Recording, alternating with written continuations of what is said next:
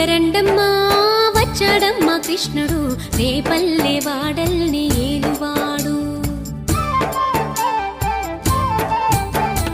చూడరండమ్మా వచ్చాడమ్మా కృష్ణుడు రేపల్లె వాడల్ని ఏలువాడు. చూడరండమ్మా